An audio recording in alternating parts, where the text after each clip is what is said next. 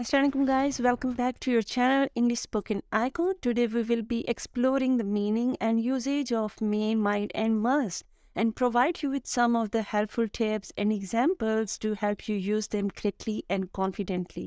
So let's get started and become master of these essential English words. तो guys सबसे पहले हम discuss करेंगे कि may, might और must ये प्रोबेबिलिटी के वर्ड्स क्यों कहा जाता है. प्रोबेबिलिटी का वर्ड एक्चुअली हम यूज़ करते हैं जब हमें किसी काम के होने का इम्कान होता है और हम उस काम के होने का अंदाज़ा लगाते हैं. तो आइए इसको समझते हैं बहुत ही सिंपल रूल से, जिसके बाद आप 100% श्योर होंगे कि इनको हमने कहाँ यूज़ करना है. तो गाइस सबसे पहले हम मस्ट को देखते हैं. जब हम अपने अंदाज़ों में 99% कॉन्फिडेंट हों कि हमारा ये अंदाज़ा दुरुस्त है तो हम वहाँ पर मस्ट यूज़ करते हैं. जैसा कि कल ज़रूर बारिश होगी. अब यहाँ पर आप कंफर्म है, 99% कंफर्म है कि कल ज़रूर बारिश होगी, तो यहाँ पर हम क्या यूज़ करेंगे? जी हाँ, यहाँ पर हम मस्ट यूज़ करेंगे. It must rain tomorrow, it must rain tomorrow. इसी तरह हम मे कहाँ पर यूज़ करते हैं? तो गाइस जहाँ हम अपने अंदाजे में, अपने एस्टिमेट में 80% कॉन्फिडेंट होते हैं तब हम मे को यूज़ करते हैं. जैसा कि कल बारिश हो सकती है, मीन्स सर्कमस्टेंसेस पे डिपेंड करता है कि कल बारिश हो सकती है. It may rain tomorrow, it may rain tomorrow. तो देखा हमने यहाँ पर मे का यूज़ किया है. तो गाइस माइट हम यूज़ करते हैं जब हमें सिर्फ 20% एक्सपेक्टेड हो कि ये काम हो सकता है, तो वहाँ पर हम यूज़ करेंगे शायद कल बारिश हो, यानी माइट को यूज़ करेंगे. जहाँ पर वर्ड शायद हो तो वहाँ पर हम माइट यूज़ करते हैं. It might rain tomorrow, it might rain tomorrow. यानी आप कंफर्म नहीं है, आपको अंदाज़ा भी आपका कंफर्म नहीं है, तो आप उसके लिए यूज़ करेंगे इट माइट रेन टुमारो. तो आइए अब इन वर्ड्स को मे, माइट और मस्ट को हम टेंसेस के साथ स्टडी करते हैं ताकि हमें ये अच्छे से समझ में आ जाए.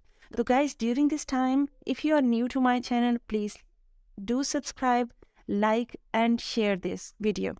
तो गाइज सबसे पहले देखते हैं प्रेजेंट कॉन्टिन्यूअस टेंस के साथ.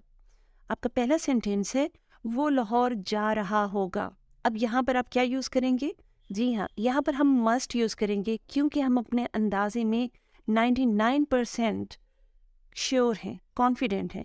जी हाँ, he must be going to Lahore, he must be going to Lahore. Guys अभी आप यहाँ सोच रहे होंगे कि ये फ्यूचर का टेंस लग रहा है. नो, जा रहा होगा मतलब आप अंदाज़ा लगा रहे हैं कि ये काम प्रेजेंट में हो रहा है और वो कॉन्टिन्यूटी में है, तो आप इसको यूज़ करेंगे he must be going to Lahore. Next sentence, वो शायद लाहौर जा रहा है. यहाँ पर अब शायद के साथ आप क्या यूज़ करेंगे? जी हाँ, ट्रू. इसके साथ हम माइट यूज़ करेंगे क्योंकि हमारा अंदाज़ा 20% के लगभग है और हम इसको अपने अंदाजे में कह रहे हैं कि वो शायद लाहौर जा रहा है. He might be going to Lahore, he might be going to Lahore. Next sentence, कोना कोना देखो वो यहीं कहीं होगा या वो यहीं कहीं होना चाहिए. तो इस तरह के सेंटेंस में हम क्या यूज़ करेंगे? जी हाँ, हम मस्ट यूज़ करेंगे क्योंकि हम 80% श्योर है कि वो यहीं कहीं है. इसको हम ट्रांसलेट करते हैं, look each nook and corner, he must be around. Look each nook and corner, he must be around. Look each nook and corner. Okay, so हमने यहाँ पर मस्ट का यूज़ किया है. नेक्स्ट सेंटेंस, सच जानने के बाद शायद तुम मुझे कभी माफ़ ना करो. You may never forgive me after knowing the truth. Guys अब प्रोबेबिलिटी को डिस्कस करते हैं past indefinite, present perfect and past perfect के साथ. तो गाइस इम्कान बताने वाले सेंटेंसेस में पास्ट इंडेफिनिट हो या प्रेजेंट परफेक्ट हो या पास्ट परफेक्ट हो, इन तीनों को इंग्लिश में ट्रांसलेट करने का एक ही तरीका होता है. इंग्लिश सेंटेंसेस में मस्ट हैव, माइट हैव के बाद वर्ब की थर्ड फॉर्म लगाते हैं. तो सबसे पहले देखते हैं पास्ट इंडेफिनिट के सेंटेंसेस. वो लाहौर गया था, he went to Lahore. Simple past indefinite tense है. अगर इसको हम प्रोबेबिलिटी के साथ डिस्कस करें तो हो जाएगा वो लाहौर गया होगा.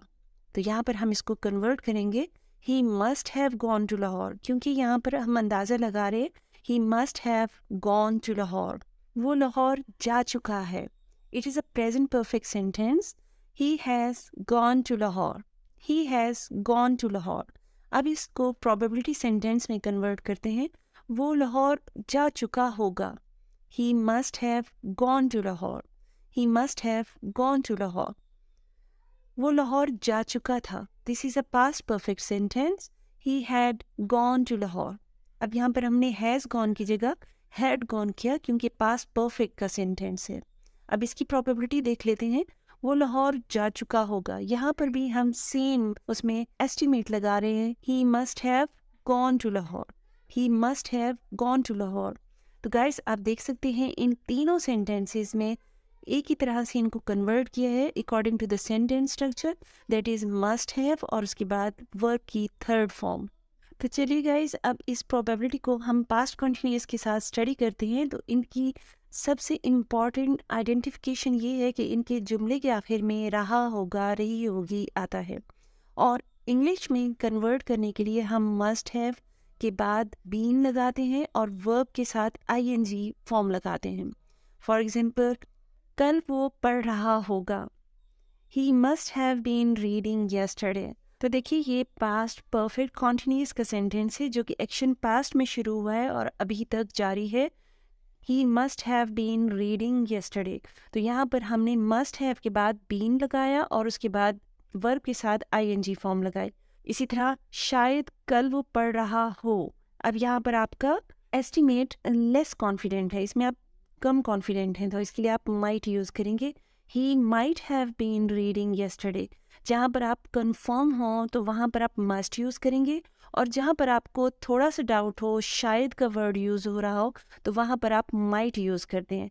तो यहाँ पर आप माइट हैव के बाद बीन लगाएंगे और फर्स्ट फॉर्म ऑफ वर्ब के साथ आईएनजी लगाएंगे। He might have been reading yesterday. He might have been reading yesterday.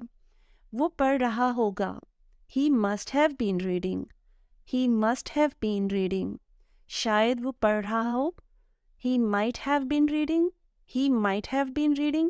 Yes guys, you are doing wonderful. Now test your learning. दो sentences आपके लिए जो आपने कमेंट बॉक्स में मुझे ट्रांसलेट करके बताने हैं ताकि आपकी लर्निंग अच्छे से हो और आपकी कंपटीशन एंड आपके कमेंट से मुझे बहुत खुशी होती है कि आप लर्निंग कर रहे हैं। So guys here is your first sentence. वो लाहौर जा रहा होगा।